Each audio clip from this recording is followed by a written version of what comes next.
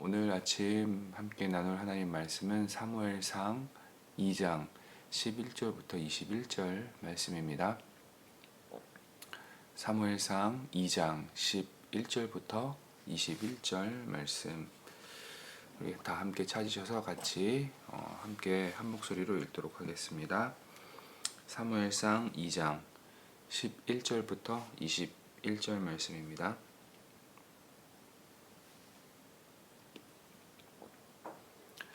다 찾으셨으면 같이 한 목소리로 봉독하겠습니다. 엘가나는 라마의 자기 집으로 돌아가고 그 아이는 제사장 엘리 앞에서 여호와를 섬기니라. 엘리의 아들들은 행실이 나빠 여호와를 알지 못하더라. 그 제사장들이 백성에게 행하는 관습은 이러하니 곧 어떤 사람이 제사를 드리고 그 고기를 삶을 때에 제사장의 사환이 손에 새 살고리를 가지고 와서 그것으로 냄비에나 소대나 큰 솥에나 가마에 찔러 넣어 갈고리에 걸려 나오는 것은 제사장이 자기 것으로 가지되 실로에서 그곳에 온 모든 이스라엘 사람에게 이같이 할 뿐 아니라 기름을 태우기 전에도 제사장의 사환이 와서 제사 드리는 사람에게 이르기를 제사장에게 구워드릴 고기를 내라. 그가 내게 삶은 고기를 원하지 아니하고 날 것을 원하신다 하다가 그 사람이 이르기를 반드시 먼저 기름을 태운 후에 내 마음에 원하는 대로 가지라 하면 그가 말하기를 아니라 지금 내게 내라. 그렇지 아니하면 내가 억지로 빼앗으리라 하였으니 이 소년들의 죄가 여호와 앞에 심히 크면 그들이 여호와의 제사를 멸시함이었더라. 사무엘은 어렸을 때에 세마포 에봇을 입고 여호와 앞에서 섬겼더라. 그의 어머니가 매년 드리는 제사를 드리러 그의 남편과 함께 올라갈 때마다 작은 겉옷을 지어다가 그에게 주었더니 엘리가 엘가나와 그의 아내에게 축복하여 이르되 여호와께서 이 여인으로 말미암아 내게 다른 후사를 주사 이가 여호와께 간구하여 얻어 바친 아들을 대신하게 하시기를 원하노라 하였더니 그들이 자기 집으로 돌아가매 여호와께서 한나를 돌보시사 그로 하여금 임신하여 세 아들과 두 딸을 낳게 하셨고 아이 사무엘은 여호와 앞에서 자라니라. 아멘. 오늘 아침에는 하나님과 함께하는 삶을 삽시다 라는 제목으로 함께 읽은 사무엘상 2장 11절부터 21절 말씀을 나누기를 원합니다. 오늘 본문은 실로에 남아 하나님을 섬기는 자로 자라나는 사무엘의 모습과 행실이 나쁜 엘리 제사장의 두 아들을 비교하여 보여주고 있습니다. 본문을 단락별로 구분하면 먼저 11절은 사무엘이 엘리 제사장 곁에 머물며 여호와를 섬기는 자가 된 것을 말합니다. 다음으로 12절부터 17절은 엘리의 두 아들들이 지은 죄에 대해서 말하고 있습니다. 마지막으로 18절부터 21절은 여호와를 섬기며 자라나는 사무엘에 대해서 전하고 있습니다. 본문의 내용을 좀 더 살펴보도록 하겠습니다. 11절을 보면 사무엘의 부모는 사무엘을 엘리 제사장에게 맡기고 라마의 집으로 돌아갑니다. 그리고 이제 사무엘은 엘리 제사장의 지도 아래서 여호와 하나님을 섬기는 일을 시작합니다. 12절부터 17절은 엘리 제사장의 두 아들의 나쁜 행실에 대해서 말합니다. 12절을 보면 엘리의 아들들은 행실이 나빠 여호와를 알지 못하더라 라고 그들을 평가합니다. 12절에 행실이 나빠라고 번역된 표현을 직역해보면 무가치한 자들로 번역할 수 있습니다. 다른 말로 표현한다면 쓸모없는 자들이라고 말할 수 있을 것입니다. 엘리의 두 아들을 묘사하고 있는 행실이 나빠, 즉 쓸모없는 사람들이라는 이 표현은 구약 성경에서 우상 숭배를 선동하는 자들, 기브아의 불량자들, 사울의 왕권을 인정하지 않았던 자들, 다윗의 요청을 거부한 나발, 이세벨의 사주를 받아 나봇을 거짓으로 고소했던 자들을 표현할 때도 사용되었던 그러한 표현입니다. 대제사장의 아들로서 하나님께 제사를 드리는 일을 맡아서 하는 엘리의 아들들에 대해서 쓸모없는 자들이라는 평가에 이어 여호와를 알지 못하더라라는 평가는 그들의 행실이 얼마나 나빴는지 단적으로 보여주는 것입니다.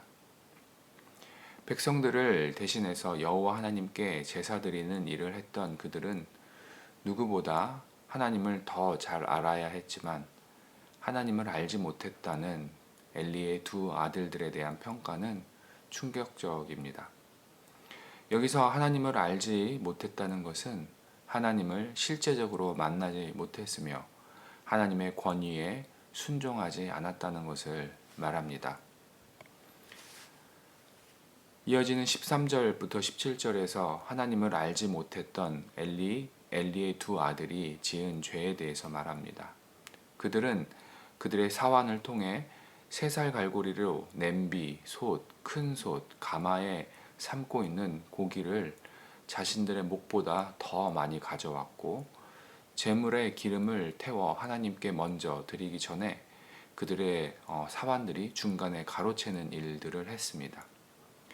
그리고 자신들의 탐욕을 채우기 위해 그것을 백성들로부터 억지로 빼앗기도 했습니다. 13절은 그들의 행동을 관습이라고 말합니다. 관습으로 번역된 단어는 법이라는 그 단어로 번역할 수도 있는데 이것은 제사장들의 이러한 잘못된 행위가 당연시 되고 있음을 의미합니다. 즉 사사시대에 자기의 소견대로 행하는 것이 하나님께 제사를 드리는 과정에서도 일어나고 있음을 말합니다. 그리고 17절은 이러한 행동을 그들이 여호와의 제사를 멸시했다고 규정하고 있습니다. 이와는 대조적으로 18절부터 21절은 하나님과 함께 자라나는 사무엘에 대해서 말합니다. 18절을 보면 어린 사무엘은 세마포 에봇을 입고 여호와를 섬겼다고 말합니다. 사무엘이 세마포로 만든 에봇을 입었다는 것은 그가 율법을 충실히 지키며 여호와를 섬겼다는 것을 의미합니다. 이런 사무엘의 모습은 율법을 지키지 않고 자기 마음대로 행했던 엘리의 두 아들과 대조됩니다. 21절은 아이 사무엘이 여호와 앞에서 자라니라 라고 말하고 있습니다. 이것은 사무엘이 여호와와 함께 했음을 의미합니다. 즉 하나님은 어린 사무엘의 성장 과정을 지켜보셨고 또한 사무엘은 하나님과 함께하는 삶을 통해 자라났음을 말하고 있는 것입니다. 성도 여러분, 오늘 아침에는 본문의 말씀 가운데 21절 말씀을 중심으로 본문을 묵상하며 말씀이 우리에게 주는 교훈과 도전을 나누고 우리의 삶 속에 적용하기를 원합니다. 본문 21절은 어린 사무엘이 하나님 앞에서 자라났다고 말합니다. 여기서 하나님 앞에서라는 표현은 하나님과 함께라는 의미로 이해할 수 있습니다. 비록 사무엘은 어렸지만 하나님과 함께 했고 그는 하나님 앞에서 사는 삶의 태도를 가지고 자라났습니다. 성경은 하나님과 함께 자라나는 사무엘과 하나님을 알지 못하는 엘리 제사장의 두 아들을 비교하여 우리에게 보여주고 있습니다. 제사장의 직분을 맡아서 일하는 엘리의 두 아들은 지식적으로는 하나님을 알고 어떻게 하나님께 제사 드려야 할지 알고 있었습니다. 하지만 그들은 하나님에 대한 실제적인 경험이 없었습니다. 지식적으로는 하나님을 알고 있었을지라도 진짜 하나님을 경험하지 못한 채 종교적 행위들만 해왔던 것입니다. 그러기에 그들은 자신이 옳다고 여기는 대로 백성들이 하나님께 드린 제물을 가로채며 자신들의 탐욕을 채우는 일들을 당연시 여기며 제사장의 역할을 해왔던 것입니다. 이에 반해 하나님과 함께했던 사무엘은 비록 어렸지만 율법이 정한 대로 세마포로 만든 에봇을 입고 여호와를 섬기는 일을 충실히 했습니다. 하나님 앞에서 하나님과 함께하는 사무엘은 율법을 지키며 하나님이 정하신 방법대로 하나님을 섬겼던 이런 모습은 자기 마음대로 하나님을 섬겼던 엘리의 두 아들들과 비교되는 장면입니다.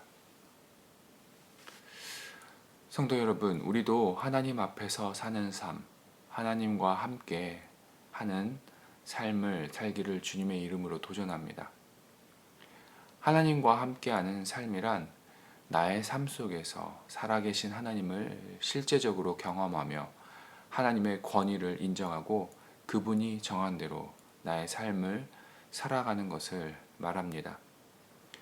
만약 나의 삶 속에서 하나님의 권위를 인정하지 않는다면 엘리의 두 아들들처럼 지식적으로는 하나님을 알지만 실제적으로는 하나님을 알지 못한다는 평가를 받게 될 것입니다. 그러기에 우리는 사무엘처럼 하나님과 함께하는 삶, 살아계신 하나님을 나의 삶 속에서 느끼며 그분의 권위를 인정하며 하나님이 정하신 뜻에 순종하는 삶을 살아가야 할 것입니다. 또한 나의 삶 속에서 나의 욕심을 채우려는 잘못된 습관들, 하나님의 뜻에 벗어나는 습관들이 있다면 그러한 것들을 버려야 합니다. 왜냐하면 그러한 행동들은 하나님을 멸시하는 결과를 가져오게 되기 때문입니다. 성도 여러분, 오늘도 하나님과 함께하는 하루가 되기를 원합니다. 하나님이 나의 주인 되심을 인정하고 하나님의 주권이 나의 삶을 다스리기를 도전합니다. 그래서 무엇을 하든지 하나님 앞에서 하나님과 함께하는 삶을 통해 하나님이 기뻐하시고 하나님께 영광 돌리는 우리 말씀중심교회 성도 여러분들이 되시기를 주의 이름으로 소망합니다. 함께 기도하시겠습니다. 하나님 아버지 감사합니다.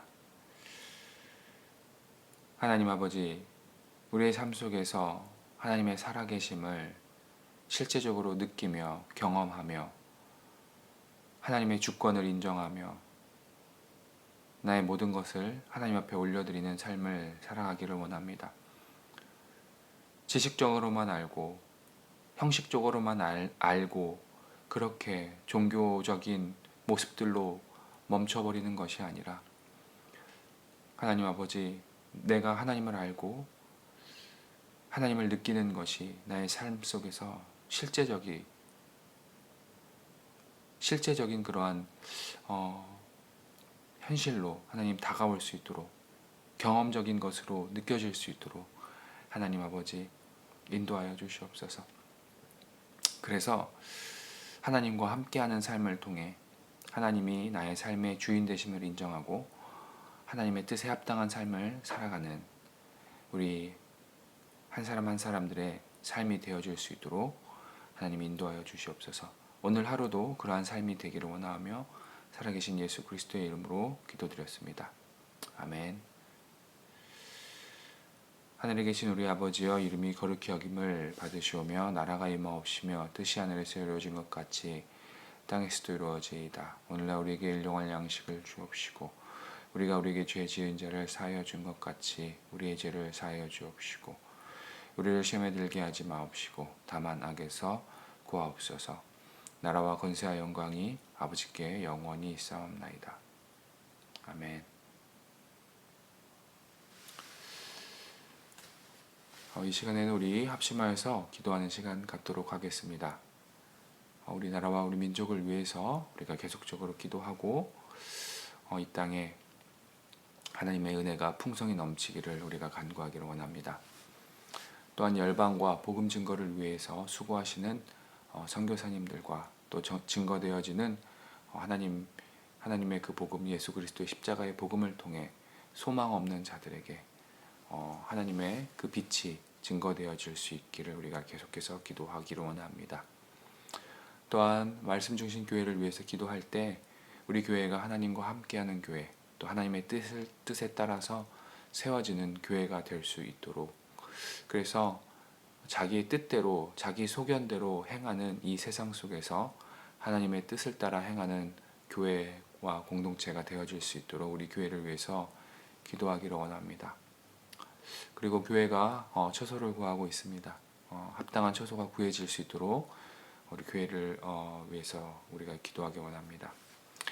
마지막으로 우리 각자 개인을 위해서 기도할 때 나의 삶 속에서 실제적으로 하나님을 경험하며 하나님과 함께하는 삶을 살아갈 수 있도록, 그래서 하나님께서 나에게 맡기신 그 일들, 복음을 위한 삶들을 두려움 없이 잘 감당할 수 있는 우리 한 사람 한 사람들이 될 수 있도록 우리 각자 개인을 위해서 기도하고, 또 각자 가지고 있는 기도의 제목들과 공동체의 기도 제목들 놓고 우리 이 시간에 함께 합심하여서 기도하도록 하겠습니다.